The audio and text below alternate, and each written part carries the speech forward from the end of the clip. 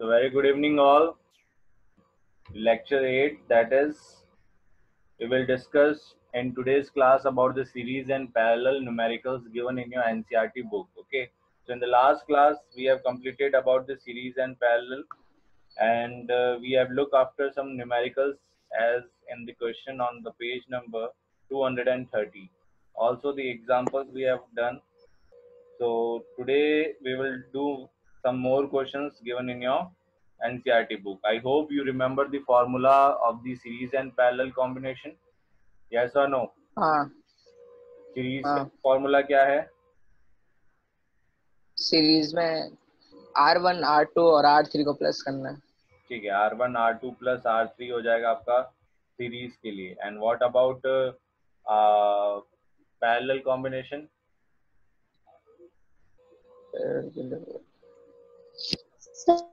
I2 plus 1 upon R 1 upon equivalent R1 equals to 1 अच्छा, upon 1 upon R1 1 plus 1 upon upon R2 R1 plus plus 1 1 upon upon R2 plus 1 R3. upon R3. These are the basic formula, and the most important, that is Ohm's law, which is equals to V equals to I R.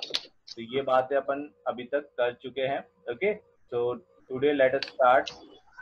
If you have your NCERT book, please open page number 214. Page number 214 पे example 12.8 given है. Let us solve this example. क्या कह रहा है ये? That there is a circuit diagram on figure this 12.10. This is the circuit diagram. Suppose R1, यहाँ पे देखो R1 की वैल्यू क्या गिवन है? 5 ओम. ये आपके पास, इसको थोड़ा सा बड़ा कर 5 देते हैं. ohm मेरे पास R1 दे रखा है कितना? 5 ohm 5 ओम. क्वेश्चन में गिवन है वैल्यूज, देखो 5 ओम, 10 ohm and 30 ohm 30 ohm. These are the values of R1, R2 and R3, which is connected to a battery of 12 volt. यहाँ पे बैटरी कितनी दे रखी है? 12 volt. ये अपन ने लिख लिया है यहाँ पे. First we have to calculate the current through each resistor. यानी हर ब्रांच के अंदर, मान लेते हैं इसके अंदर I1 करंट जा रहा है, इसके अंदर I2 और इसके अंदर I3. तो I have to I3 find out the current in each resistor I1, sorry R1, R2 and R3. That is, मुझे I1 की वैल्यू फाइंड आउट करनी है, I2 की और I3 की. कैसे करेंगे? Sir, Yes. sir, Kumkum is in the waiting list. Please join her. Okay. Kumkum is joining. एक सेकेंड.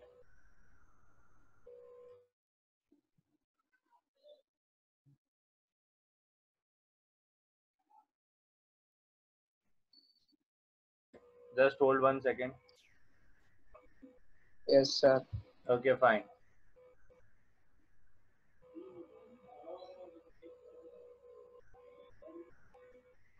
Okay, sorry. Now, हाँ, कैसे फाइंड आउट करेंगे यहाँ पे? कुमकुम हैज जॉइंड ना. ओके. करंट की वैल्यू R1, R2 और R3 के अंदर आपको फाइंड आउट करनी है. देखो, करंट अगर आपको फाइंड आउट करना है तो आपको ओम्स लॉ के अकॉर्डिंग अपने पास देखो 3 वेरिएबल है, V equals to I R. अगर मुझे करंट फाइंड आउट करना है तो मुझे बाकी दो वैल्यूज पता होनी चाहिए, यानी मुझे पोटेंशियल डिफरेंस की वैल्यू और रेजिस्टेंस की वैल्यू पता होनी चाहिए, है ना. तो देखो क्वेश्चन के अंदर क्या मुझे ये दो वैल्यूज पता है. अगर मैं फॉर R1 के लिए सॉल्व कर रहा हूं तो R1 के लिए मेरे पास V1, 5 ohm है. अगर R1 के लिए मुझे करंट फाइंड आउट करना है और करंट फ्लोइंग इन R1, तो I1 विल बी कितना हो जाएगा? V1 bye R1. और ये कौन सा कॉम्बिनेशन है? This is a parallel combination. हाँ तो पैरेलल कॉम्बिनेशन में पोटेंशियल डिफरेंस, यहाँ पे ये जो पोटेंशियल डिफरेंस है ये किसके इक्वल होगा? 12 वोल्ट के इक्वल होगा. कल लिखा था एक पॉइंट, ये देखो.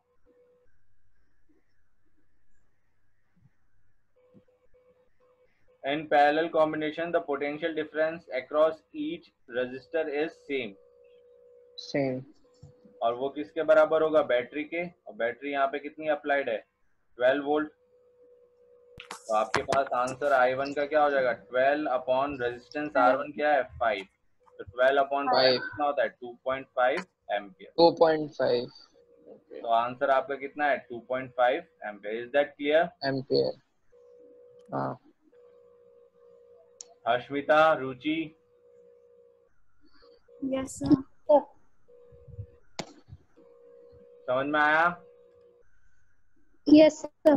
Okay. Yes, sir. Similarly we have to find for R2। R2 के लिए I2 कितना हो जाएगा, V2 बाय R2। अब यहाँ पे देखो V1, V2, V3 सब एक ही है, 12 वोल्ट के इक्वलेंट है ना। तो मैं अगर अलग अलग लिख रहा हूँ इसका मतलब एक ही है यहाँ पे, वो आपको समझ में आएगी। इक्वेशन अपन I2 के लिए बना रहे इसलिए V2 लिख रहा हूँ, ठीक है। तो V2 भी 12 है, R2 आपके पास गिवन है 10, तो ये हो जाएगा 1.2 एम्पियर। पीछे अगर एम्पियर नहीं लिखा है तो आपके मार्क्स कट सकते हैं, तो यूनिट्स लिखना बहुत ज्यादा इंपॉर्टेंट है फिजिक्स के अंदर, ठीक है। तो एम्पियर आप लिख रहे हो यानी करंट आप शो कर रहे हो। सिमिलरली फॉर R3 हो जाएगा I3 बराबर V3 बाय R3। V3 12 ही है, R3 30 है, तो 12 अपॉन 30 कितना हो जाएगा आपका, ये 6 बाय 5, ये हो जाएगा 2 by 5, that is 0.4 ampere. Yes और नो? कैलकुलेशन है। तो ये आंसर है आपके किसके, ए पार्ट का। 2.5 sir ampere I1 that is register R1 के अंदर फ्लो हो रहा है, 1.2 एम्पियर R2 यानी कि 10 ओम के अंदर, और 0.4 यानी कि I3 जो कि 30 ओम के अंदर फ्लो हो रहा है। तो अपने पास वैल्यूज आ गई। सर यस, R1 का आंसर 2.5 नहीं आया, 2.4 आएगा। एक सेकेंड, 5, हाँ सॉरी 2.4 सही है, 2.4 है, 12 4 डिवाइडेड बाय 5, एम्पियर। हाँ 2.4 सॉरी, सही है, वेरी गुड। 2.4, 1.2 और 0.4 ये आंसर्स आ गए ए पार्ट के। Now B part, total current. तो टोटल करंट के लिए देखो क्या करेंगे अपन, या तो टोटल करंट तो सिंपल ही है, इन सबको क्या करेंगे, टोटल करंट क्या हो जाएगा मेरे पास, I1 plus I2 plus I3, तो तीनों को ऐड कर दो, 2.4 प्लस 1.2 प्लस 0.4, तो कितना हो गया ये 4 एम्पियर हो गया। यस और नो? Yes. हाँ तो बी का भी आंसर आ गया अपने पास। अब सी पार्ट क्या बोल रहा है, द टोटल सर्किट रेजिस्टेंस। तो total circuit resistance R equivalent का फॉर्मूला लगाओ, पैरेलल कॉम्बिनेशन है तो ये आपका फॉर्मूला हो जाएगा। और बस वैल्यूज रखनी है इसके अंदर, और कुछ नहीं करना। 1 अपॉन R1 कितना है 5, R2 10 और R3 30। इसको सॉल्व करो, एलसीएम आ गया 30, 6 प्लस 3 प्लस 1, ये हो गया आपका 10 बाय 30। इसको ऐसे मत रख के आ जाना एग्जाम के अंदर, इसका रेसिप्रोकल करना है, ये स्टेप बच्चे भूल जाते हैं। तो आर इक्विवेलेंट हो जाएगा आपका 30 बाय 10। अब इसको कैंसिल आउट करो, तो आर इक्विवेलेंट कितना आ गया 3 ओम।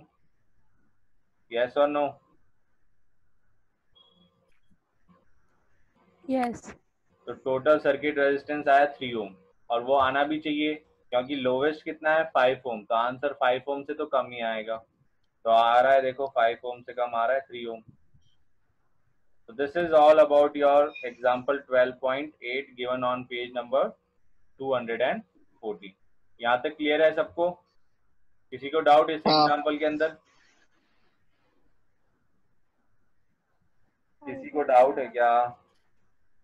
I No, don't sir. have. चलो नेक्स्ट देखो 12.9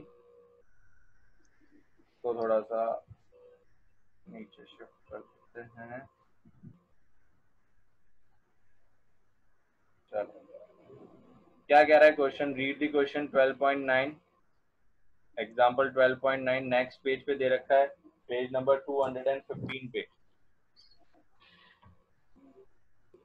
ये फिगर दे रखा है आपको और वैल्यूज दे रखी है सबकी। ये R1 है, R2, R3, R4, R5, इन सब की वैल्यूज आपको गिवन है। और बैटरी कितना है? 12 volt. Calculate the total resistance in the circuit. सबसे पहले आपको कैलकुलेट करना है टोटल रेजिस्टेंस। तो यहाँ पे देखो, पहले तो R1 और R2 आपस में कैसे है? पैरेलल कॉम्बिनेशन में। उसके बाद R3, R4 और R5 ये तीनों आपस में कैसे है? पैरेलल कॉम्बिनेशन में। तो पहले इन दोनों का पैरेलल कॉम्बिनेशन निकालो R इक्विवेलेंट, और फिर देखो ये आपस में कैसे कनेक्टेड हो जाएंगे? सीरीज में। तो पहले अपन क्या करते हैं, अपर पार्ट जो है उसका R इक्विवेलेंट 1 निकालते हैं। ठीक है, तो 1/R अपर कर रहा हूँ, अपर का मतलब ऊपर वाला पार्ट, यानी 1/R1 प्लस 1/R2। R1 और R2 की वैल्यू क्वेश्चन में गिवन है, लिखो पहले कितना हो जाएगा ये।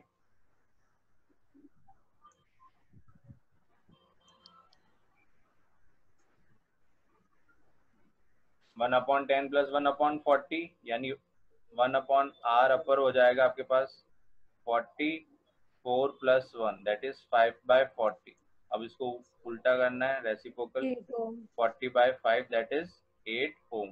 तो ये मेरे पास आई R अपर की वैल्यू। सिमिलरली लोअर पार्ट का निकालो। तो लोअर पार्ट के लिए 1/RL कितना हो जाएगा? 1/R3 plus 1/R4 plus 1/R5। अब इनकी वैल्यूज कितनी है वो लिख लो। R3 है आपके पास 30, R4 है 20 और R5 है 60। ठीक है, एलसीएम क्या आ जाएगा? 60। ये हो जाएगा 2, ये हो जाएगा 3 प्लस 1, ये हो जाएगा 6/60, यानी RL हो जाएगा 60/6 दैट इज 10 ओम। तो RU और RL। अब क्या मैं इस सर्किट को, जो सर्किट आपको गिवन है, क्या इस सर्किट को सिंपल मैं ऐसे लिख सकता हूँ?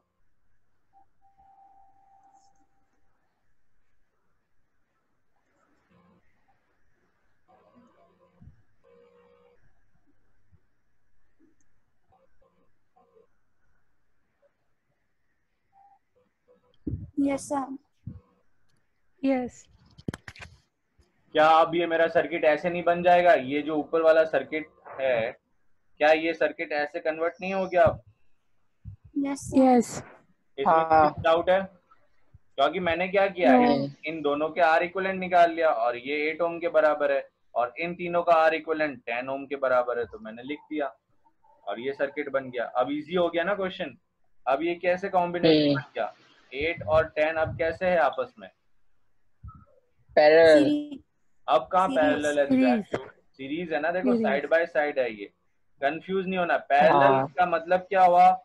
ये दोनों एंड पॉइंट सेम है। क्या 8 ओम का ये दोनों एंड और 10 ओम के ये दोनों एंड सेम है? नहीं। नहीं नहीं, तो ये सीरीज सीरीज कॉम्बिनेशन है। तो R इक्विवेलेंट अब हो जाएगा आपका R अपर प्लस R लोअर। R अपर की वैल्यू है 8 ओम, R लोअर की वैल्यू है 10 ओम, तो R 10. इक्विवेलेंट आपके पास आ जाएगा 18। 18 ohm. 18 ohm. Any problem? No, sir. No. और इम्पोर्टेंट क्वेश्चन है ये।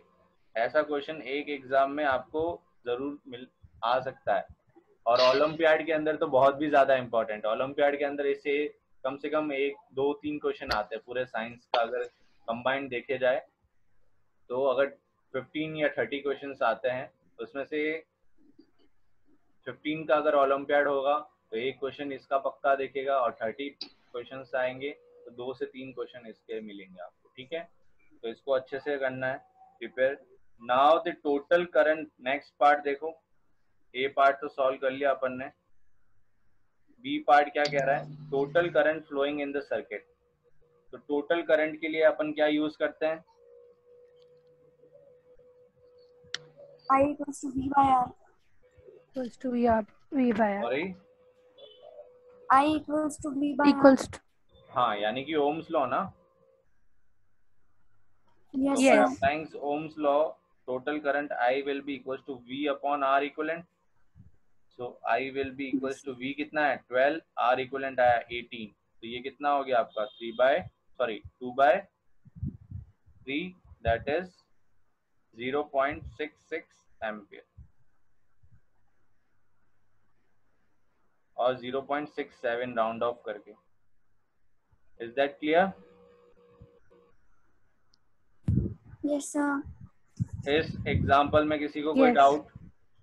सर ये कैसे No, आया? sir. No. ओके, नाउ उसी के नेक्स्ट पेज पे देखो.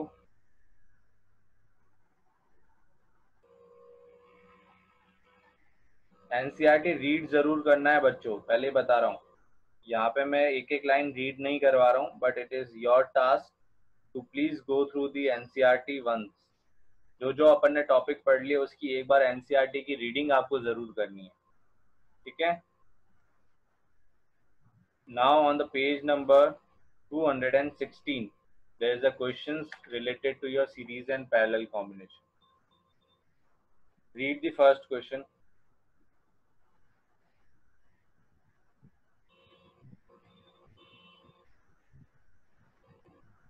Just the equivalent resistance when the following are connected in parallel.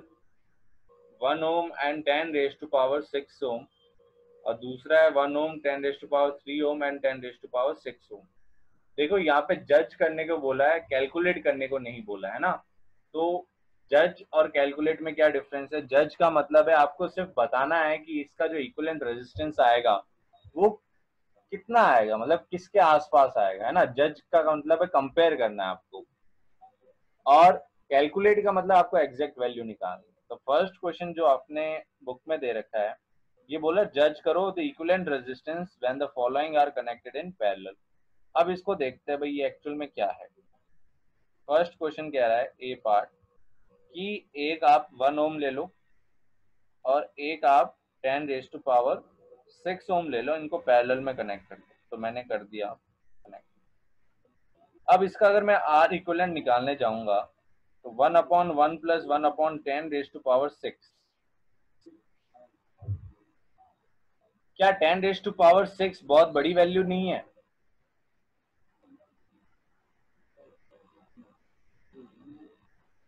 Yes और नो? भाई 10 रेज टू पावर 6 बहुत बड़ी वैल्यू है ना. इसका मतलब क्या हुआ? Yes. 1/1 का मतलब क्या हुआ? 1 ही हुआ. तो 1 प्लस 1/10 के पीछे 6 0 कितनी बड़ी? तो डेसिमल वैल्यू कितनी बड़ी है? तो ये कितना हो जाएगा? इसको अगर मैं लिखूं तो 1.0000001 ये 1/R इक्विवेलेंट है, ठीक है. यानी कि R इक्विवेलेंट कितना हो जाएगा इसका रेसिप्रोकल, यानी 1/1.0000001.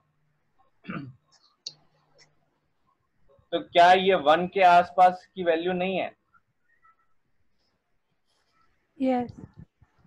यानी R इक्विवेलेंट किसके बराबर आएगा? अप्रोक्सीमेटली लोवेस्ट रेजिस्टेंस के बराबर आएगा. Nearly equal to lowest resistance यानी 1 ओम के बराबर है. तो एग्जैक्ट 1 ओम नहीं आएगा, बट 1 ओम से थोड़ा सा छोटा होगा, क्योंकि नीचे नीचे डिनोमिनेटर वैल्यू क्या है न्यूमरेटर से 0.00001 ज्यादा है, ठीक है. तो you have to just write the answer that the R equivalent will be very close to 1 ohm. बस इतना लिखना है, ठीक है. ऐसे ही बी पार्ट भी है. देखो बी पार्ट में 3 दे दिए, 1 ohm 10 raise to power 3 ohm 10 raise to power 6 ohm. तो सिमिलरली इसका भी वही आंसर हो जाएगा, बिकॉज ये भी बहुत ज्यादा बड़ी वैल्यू है. R equivalent will be close to 1 ohm. यानी कि जो सबसे छोटी जो रेजिस्टेंस की वैल्यू होगी R equivalent उसी के आसपास आएगा, ठीक है. तो this is the first question. Now the second question, ये इंपॉर्टेंट है सेकंड क्वेश्चन। पहले तो क्वेश्चन समझो क्या है।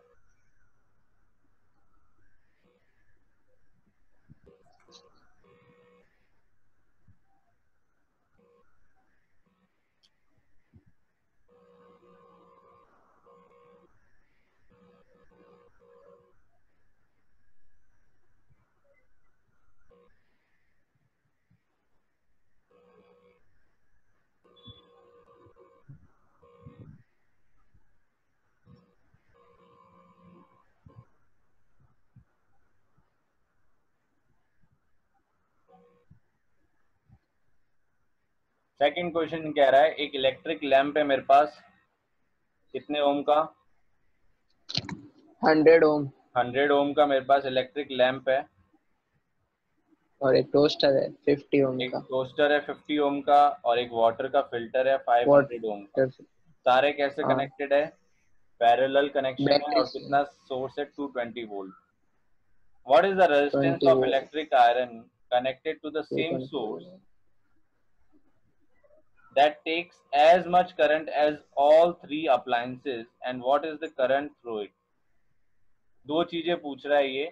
एक तो पूछ रहा है भाई अगर मैं एक इलेक्ट्रिक आयरन लगाता हूं इसी सोर्स के साथ और वो उतना करंट लेता है जितना ये तीनों करंट ले रहे हैं, ये तीनों मिला के जो करंट ले रहे हैं उतना करंट एक इलेक्ट्रिक आयरन ले रहा है उसी सोर्स पे यानी उसी पोटेंशियल डिफरेंस पे। तो आपको बताना है कि एक तो उसका रेजिस्टेंस कितना होगा और दूसरा उसके अंदर कितना करंट फ्लो हो रहा है। ठीक है, तो पहले कंडीशन से अपन फाइंड आउट करेंगे क्या?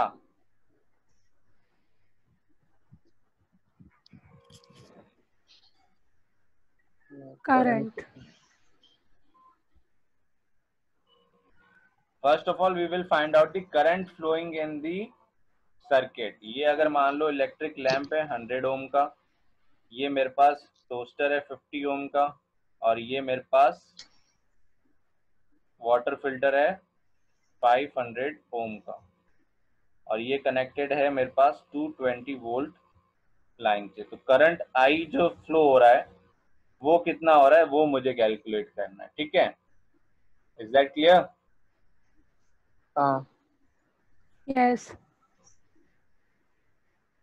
ओके, तो सबसे पहले मैं निकालूंगा आर इक्विवेलेंट। तो आर इक्विवेलेंट का फॉर्मूला है 1/R इक्विवेलेंट 1/100। अब मैं बार बार फॉर्मूला नहीं लिख रहा हूँ, याद हो जाना चाहिए। तो एलसीएम कितना आ गया 500, ये हो गया 5, ये हो गया 10, ये हो गया 1, ये हो गया 1/R इक्विवेलेंट। तो आर इक्विवेलेंट हो जाएगा 500 डिवाइडेड बाय 60। इसको कैलकुलेट मत करो, इसको फ्रैक्शन में ही रहने दो क्योंकि अपन से अच्छा रेजिस्टेंस भी तो पूछा है। What is the resistance of the electric current connected to the same source that takes as much current as all three appliances? तो पहले अपन क्या करते हैं, करंट निकालते हैं। तो करंट I क्या हो जाएगा by ohm's law V by R equivalent. V है 220, R इक्विवेलेंट है 500 डिवाइडेड बाय 16। इसको अगर मैं सॉल्व करूंगा तो I हो जाएगा 220 डिवाइडेड बाय 500 इंटू 16। हाँ या ना? Yes. इसको सॉल्व करो, ये हाँ 2 कैंसिल, 0 से 0, ये 225, ये 2 8, ये हो गया 8 टू द 16, 8 टू द 176/25। सो ये हो गया आपका 75 से 4 5 6 7, फिर बचेगा 1, 175 हो गया, पीछे बच गया 1 0 0, ये हो गया 7.04 एम्पियर। इसको सॉल्व करोगे you will get 7.04 ampere. 176 divided by 25 करके देख लेना, यही आएगा आपके पास। आपकी कैलसी अलाउड नहीं है, आपको खुद से प्रैक्टिस करनी पड़ेगी कैलकुलेशन की। सिंपल मैथमेटिक्स है। ये हो जाएगा 7.04 एम्पियर, यानी ये करंट फ्लो हो रहा है, दिस मच करंट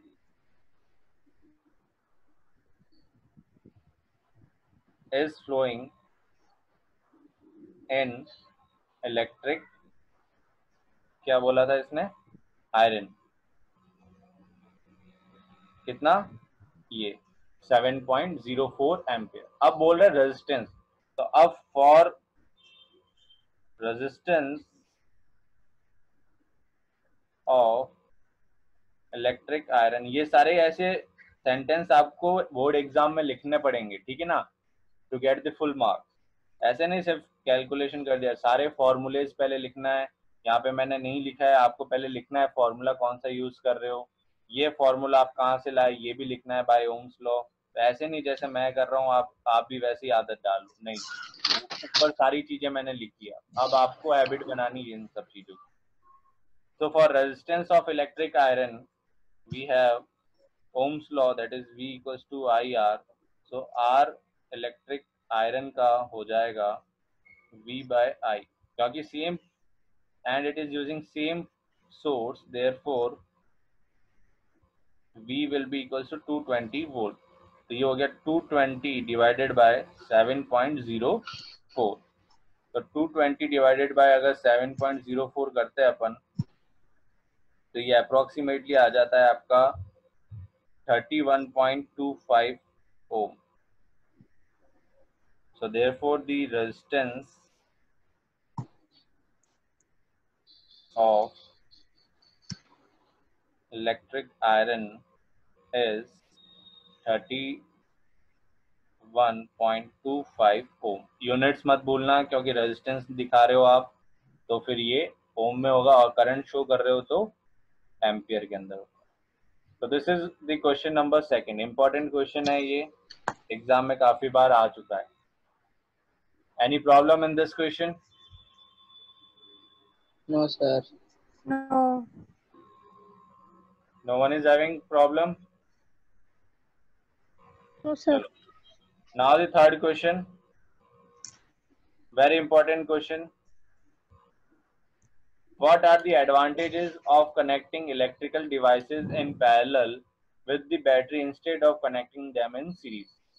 कौन बताएगा क्या फायदे है कनेक्ट करने का सीरीज पैरेलल के अंदर as compare to your in series connection?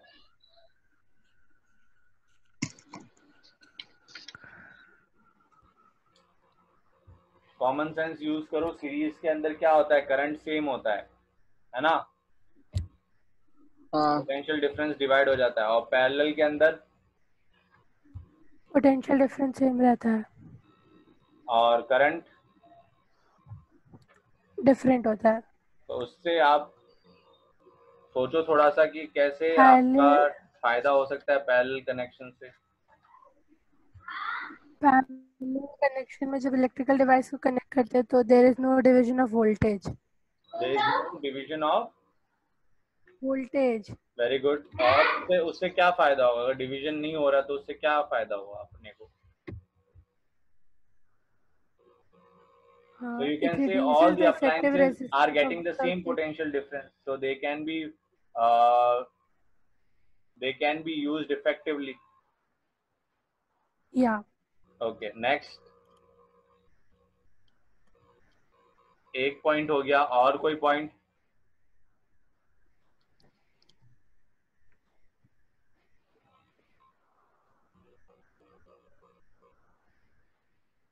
अगर सीरीज कनेक्शन में मान लो मेरा एक अप्लायंस में कुछ फॉल्ट आ गया, वो वर्क नहीं कर रहा, तो उसके बाद उसके बाकी कोई अप्लायंस कोई काम कर पाएंगे?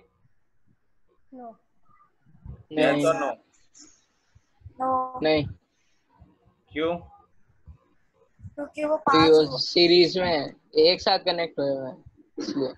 Connected end to end. तो दूसरा एडवांटेज ये हो गया, दूसरा एडवांटेज ये हो गया, और तीसरा एक साथ connect total resistance parallel circuit का डिक्रीज होता है। नहीं, उससे नहीं, बट करंट भी तो कम हो जाता है ना। You can say all the appliances when connected in parallel get the different value of current. तो जिसको जितना रिक्वायरमेंट है करंट का वो उतना ही लेगा ना भाई। जिसका रेजिस्टेंस ज्यादा है उसमें करंट कम फ्लो हो रहा है, जिसका रेजिस्टेंस कम है, मुझे जिसमें करंट ज्यादा फ्लो करवाना है तो मैं क्या करूंगा, उसका रेजिस्टेंस कम कर दूंगा। जिसमें मुझे करंट की वैल्यू मुझे कम ही चाहिए तो उसमें मैं ब्रांच में क्या करूंगा, रेजिस्टेंस बढ़ा दूंगा। तो So I can control the amount of current flowing in the circuit. मुझे किस अप्लायंस में कितना करंट फ्लो करवाना है वो मेरे हाथ में रहेगा, बट सीरीज में ऐसा नहीं कर सकता. सीरीज में क्या होता है, सीरीज में तो जो करंट जा रहा है वो सब में वही जाएगा. तो ये 3 एडवांटेजेस है. Very important question from board point of view, इसको लिख लेते हैं अच्छे से. तो फर्स्ट एडवांटेजेस लिख सकते हो मेरे साथ. When the appliances are connected in parallel,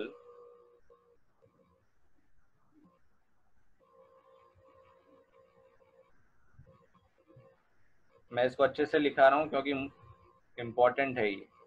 When the appliances are connected in parallel with the battery, each appliance get the same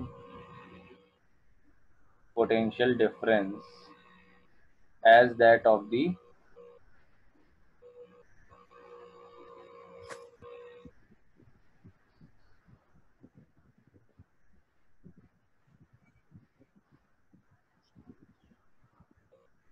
each appliance get the same potential difference as that of the battery, which is not possible in series combination. Second, जो मैंने बताया, each appliance has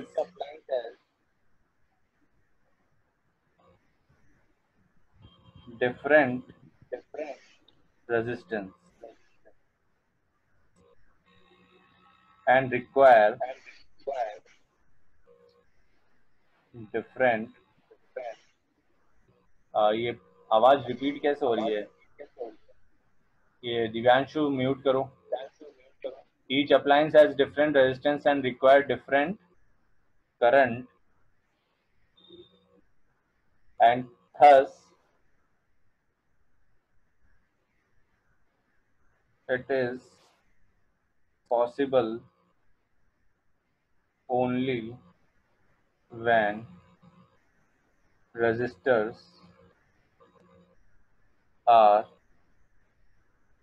connected in parallel.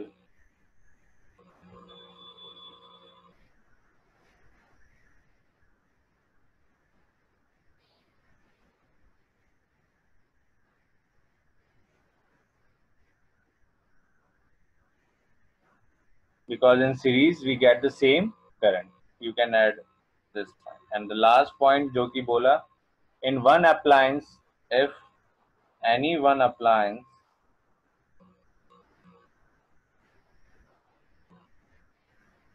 fails to work,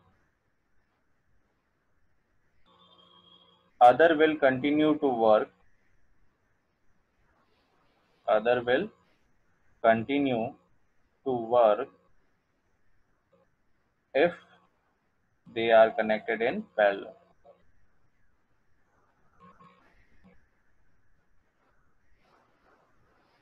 Whereas it is not possible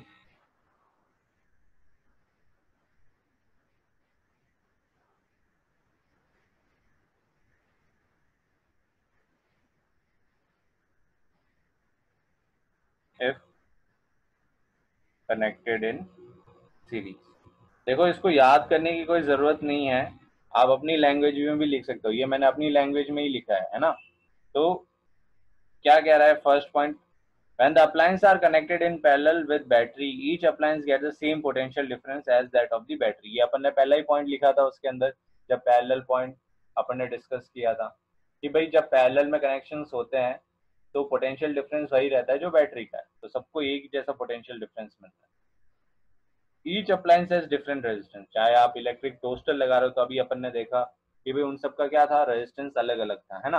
तो अगर आप अलग अलग appliance use कर रहे हो तो उनका रेजिस्टेंस भी अलग अलग होगा और उनकी जो रिक्वायरमेंट है करंट की वो भी क्या होगी, अलग अलग होगी. तो it is possible only that resistors are connected in parallel combination. ये पैरेलल कॉम्बिनेशन में लगाएंगे तभी पॉसिबल है, वरना पॉसिबल नहीं.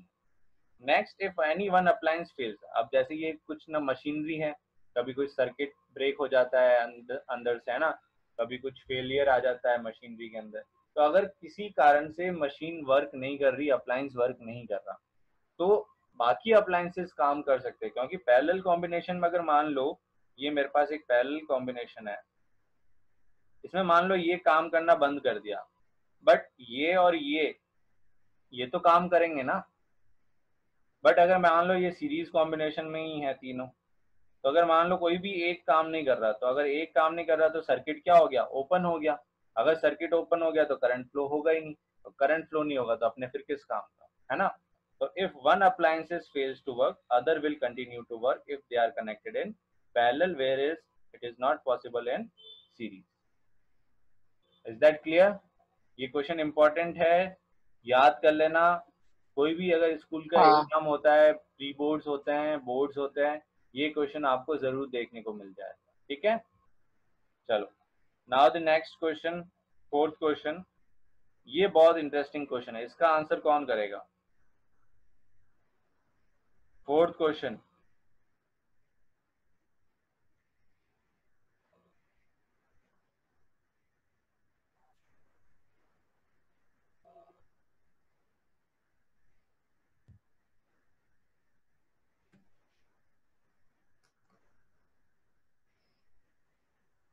Question number fourth, anyone having answer?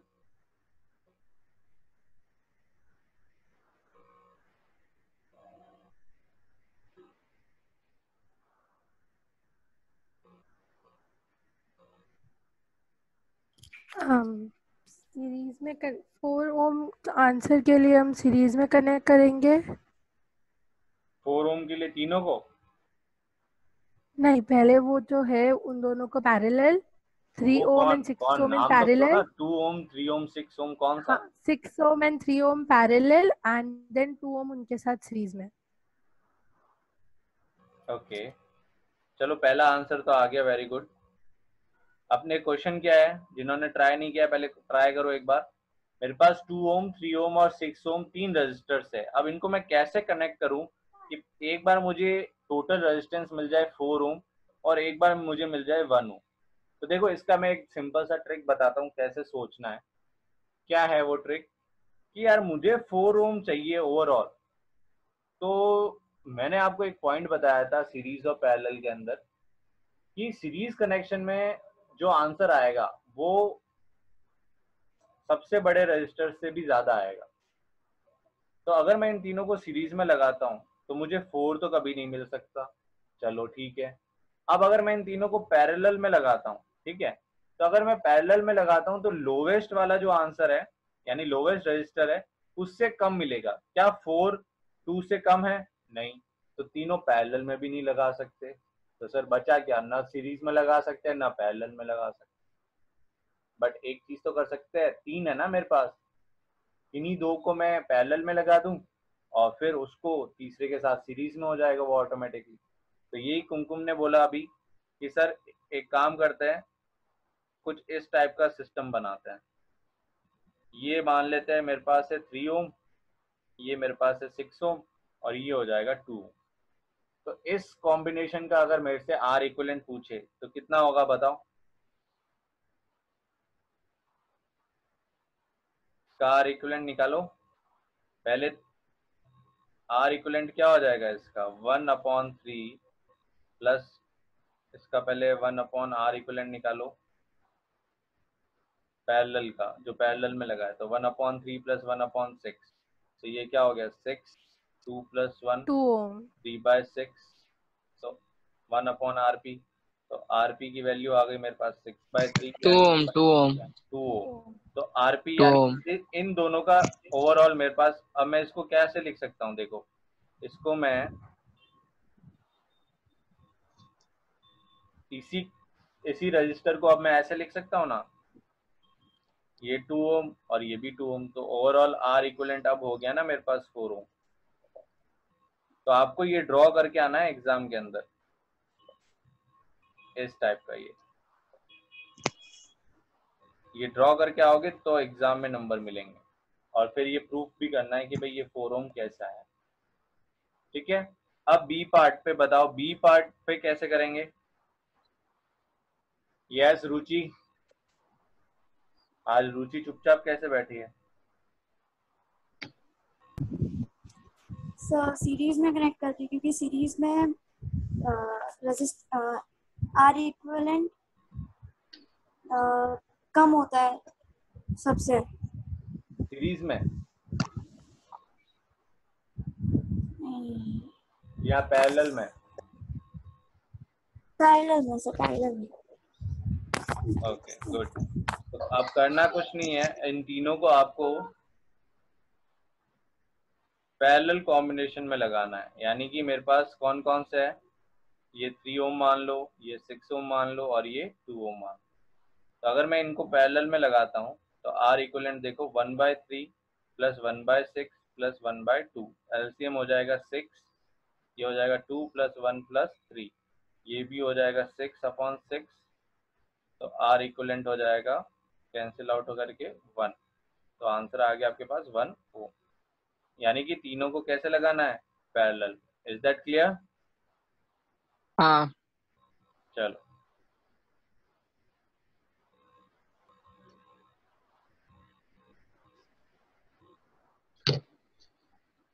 now the last question. What is the highest and the lowest total resistance that can be secured by combination of 4 coils of resistance 4, 8, 12, 24? भाई सबसे, अगर मेरे पास ये 4 combination है, मतलब 4 resistors है मेरे पास, तो इनको मैं कैसे कनेक्ट करूं ताकि मुझे एक बार तो सबसे ज्यादा रेजिस्टेंस मिले और एक बार सबसे लोवेस्ट मिले। तो ये पॉइंट अपन डिस्कस कर चुके हैं। क्या करना है अपन को ओवरऑल? एक बार सीरीज में और एक बार पैरेलल में। सीरीज में करना है, सीरीज में। and then parallel. Series highest कब मिलेगा? सीरीज में करना है। हाईएस्ट में सीरीज में। Very good. When I have to obtain highest, then I will connect all of them in series. तो सीरीज के लिए R हाईएस्ट कितना हो जाएगा, इन सबको ऐड कर दो, यानी कि 4 प्लस 8 प्लस 12 प्लस 24। तो ये आपका कितना हो गया, 12 और ये 8 और 4 12 12 20 48 ओम हो गया ये। ठीक है, तो आंसर हो गया 48। और लोवेस्ट के लिए अगर आपको कैलकुलेट करना है तो उसके लिए अपन क्या करेंगे, इन सबको पैरेलल में लगा देंगे। तो 1/r लोवेस्ट हो जाएगा 1/4 प्लस 1/8 प्लस 1/12 प्लस 1/24। तो ये आपका एलसीएम हो गया 24। ठीक है, और ये हो जाएगा 6, 3, 2, 1। ये हो गया आपका 3, 10, 12/24। तो आर एल हो जाएगा रेसिप्रोकल 24/12। देखो बच्चों, यहाँ पे भूल मत जाना हमेशा इसको रेसिप्रोकल करना। बहुत से बच्चे मिस्टेक करते हैं फटाफट कैलकुलेशन करने के चक्कर में, इसको 12/24 1/2 यानी 0.5 ओम लिख के आ जाएंगे, बट वो आंसर गलत हो जाएगा। पहले आपको रेसिप्रोकल करना है, फिर आपको सॉल्व करना है। तो ये हो जाएगा आपका 2 ओम। तो आंसर क्या है इसका, 2 ओम इज द आंसर। और यहाँ पे 48 ओम। समझ में आया ये? Yes sir. आई वांट, अगर ये सारे questions on the page number, कौन से पेज पे था ये, 216। अश्मिता समझ में आया? यस सर, आ गया। चलो, तो ये बहुत ज्यादा इंपॉर्टेंट क्वेश्चन थे। आज का स्टार क्वेश्चन देखते कौन जवाब देता है।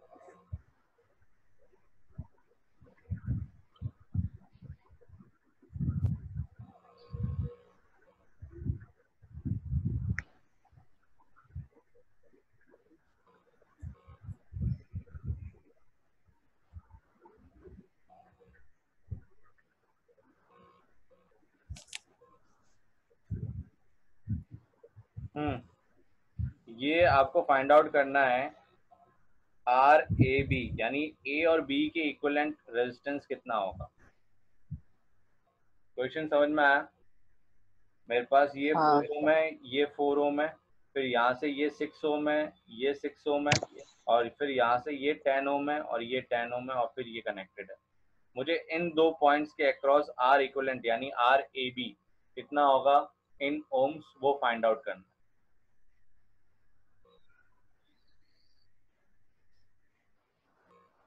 इन सबको एक साथ करना है, अलग अलग करना है सबको?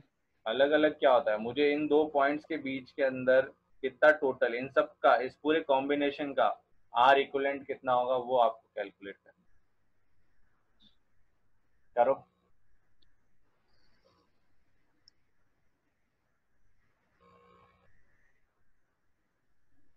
आंसर चाहिए मुझे। ये ओलंपियाड्स के अंदर आता है क्वेश्चन, एनटीएससी के।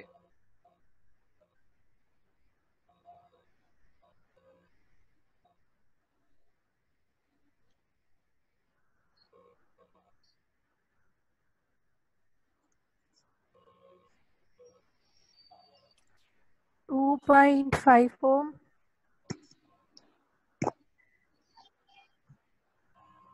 वेरी गुड, क्या बात है Kumkum, very good, good. 2.5 ohm is the right answer.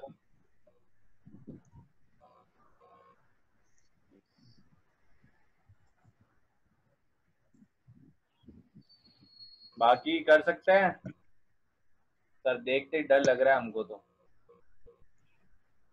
देखो सर इजी मैं है, तो ट्राई कर रही थी। इजी है। देखो मैं, आप एक तो फॉर्मूले से कर सकते हो जो मैंने बताया। पहले क्या करो, इनका आर इक्विवेलेंट निकालो, फिर इसका आर इक्विवेलेंट निकालो, फिर ये दोनों सीरीज में हो जाएंगे, फिर इसका आर इक्विवेलेंट निकालो, फिर इनका जो आंसर आया था वो इसके साथ पैरेलल में हो जाएगा। ठीक है, एक तो ऐसे कर सकते हो। एक हमेशा याद रखना, जो मैं बोलने जा रहा हूँ बहुत ध्यान से सुनना, ये सिर्फ और सिर्फ कंपटीशन पॉइंट ऑफ व्यू से बोर्ड में ऐसे करके आ गए तो कोई नंबर नहीं मिलेंगे, पहले ही बता रहा हूँ। तो ये सिर्फ एक ट्रिक है जो कि कंपटीशन पॉइंट ऑफ व्यू से। ट्रिक तो क्या है, ये प्रूफ रन है। क्या करना है, जब भी parallel, only and only parallel के लिए ध्यान रखना। सीरीज तो अपन ऐड कर सकते हैं भाई, सिंपल रेजिस्टेंस गिवन है सीरीज कॉम्बिनेशन में तो आप सिंपल ऐड कर सकते हो, उसका फॉर्मूला ये R1 plus R2 plus R। लेकिन अगर पैरेलल कॉम्बिनेशन में दोनों ब्रांच के ऊपर सेम वैल्यू की रेजिस्टेंस है, यानी यहाँ पे भी 4 है, यहाँ पे भी 4 है, तभी एप्लीकेबल होगी ये ट्रिक। ये 6 है, ये 6 है, तभी होगा। ये 10 है, 10, यानी वैल्यू कोई और हो सकती है, 12 12 हो सकता है, लेकिन दोनों सेम वैल्यू होनी चाहिए। ठीक है, तो क्या ट्रिक क्या है, 4 और 4 का जो न्यूमरेटर 2 इक्विवेलेंट आएगा। होगा वो इसका हाफ हो जाएगा। 6 और 6 का क्या होगा, इसका हाफ हो जाएगा। 10 और 10 का हो जाएगा हाफ, यानी अब ये सर्किट किसके इक्वल हो जाएगा,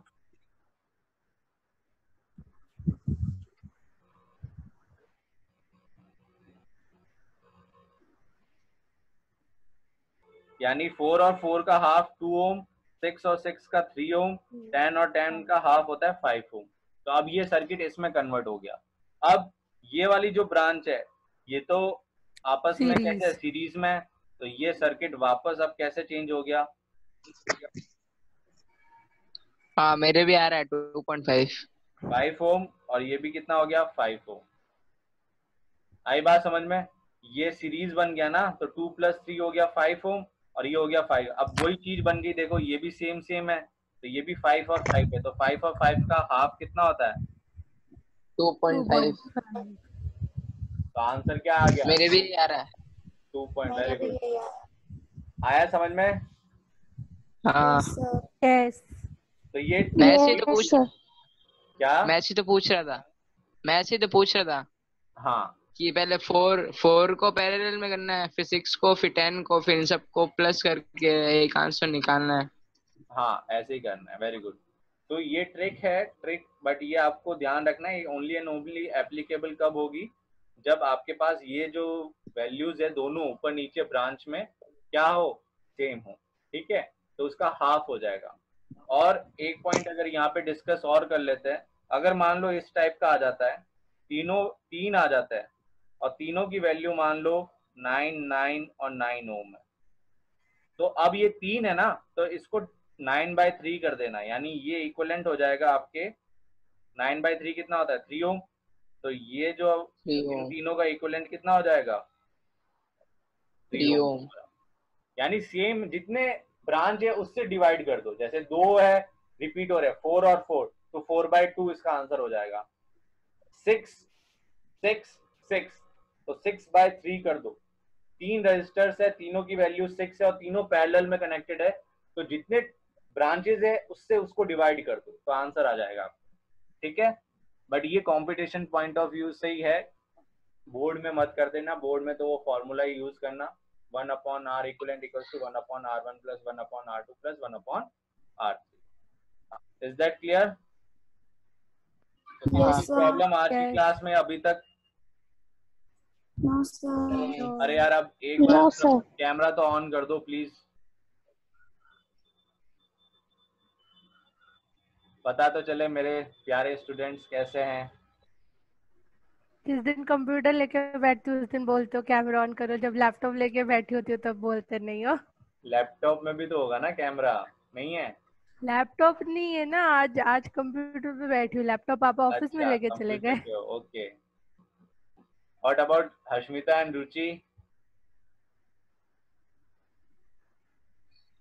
हर्षमिता पूरे मौसम का मजा लेते हुए पढ़ रही है बाहर एकदम खुले में, है हर्षमिता? बारिश सर हो रही अंदर है वहाँ लाइट पे? आ ही नहीं रहा है। ओके हाँ वही ना sir. Okay. What about Ruchi? Camera ही बेकार है सर। कैमरा ही बेकार है, चलो कोई ना। Anyway, so how is the classes going on? फायदा हो रहा है कुछ? Yes, sir. Yes. Okay, yes sir. so you will get one worksheet. Now we have completed series and parallel. तो जैसे अपन ने एक वर्कशीट पहले करी थी, वैसी ही वर्कशीट एक और मिलने वाली है आपको सीरीज और पैरेलल कॉम्बिनेशन के रिगार्डिंग, ठीक है। तो यहाँ तक जितना अपन ने पढ़ा है पीडीएफ मैंने आपको सेंड कर रखे हैं, आज की क्लास का पीडीएफ भी आपको व्हाट्सएप ग्रुप पे शेयर कर दूंगा अभी मैं विद इन 10 मिनट्स, और रिकॉर्डिंग्स अवेलेबल हो रही है। एक आपसे रिक्वेस्ट है, जितने फ्रेंड्स को आप बोल सकते हो, अपने फ्रेंड्स को शेयर कर सकते हो about this classes, please share it, ताकि अपने पास अच्छा एक बैच बन जाए, ताकि टेस्ट अगर मैं कंडक्ट करता हूँ तो वहाँ पे रैंकिंग्स कम से कम 3 जने हो, 3 जने पेपर, 5 जने हो, 3 जने पेपर देंगे, एक फर्स्ट आएगा, एक सेकंड आएगा, एक थर्ड आएगा, ठीक है। तो ऐसा नहीं है, try to convince your friends कि यहाँ पे फायदा हो रहा है, 1 घंटे की बात है, मजे लेते हुए पढ़ रहे अपन, कोई ऐसा कोई हार्ड एंड फास्ट रूल नहीं है, आपको सिर्फ अटेंशन करना है जो मैं पढ़ा रहा हूँ, जो मैं बोल रहा हूँ। बाकी तो नोट्स वगैरह सारे अवेलेबल आपको हो ही रहे बैठे बैठे घर पे, अब इससे ज्यादा तो अब मेरी जान ले लो फिर, और तो क्या, ठीक है। चलो, enjoy the weather conditions outside, take care, bye, मिलते हैं कल, ठीक है। कीप लर्निंग और वर्कशीट सॉल्व कर लेना, वर्कशीट आज कल मॉर्निंग तक मिल जाएगी आपको, कल डिस्कस नहीं करेंगे वर्कशीट, परसों डिस्कस करेंगे, ठीक है। तो 2 दिन है आपके पास, आराम से कर सकते हो, और अच्छे क्वेश्चंस रहेंगे sir. तो उसको पूरा अच्छे से सॉल्व करना, ठीक है। Okay bye, thank you.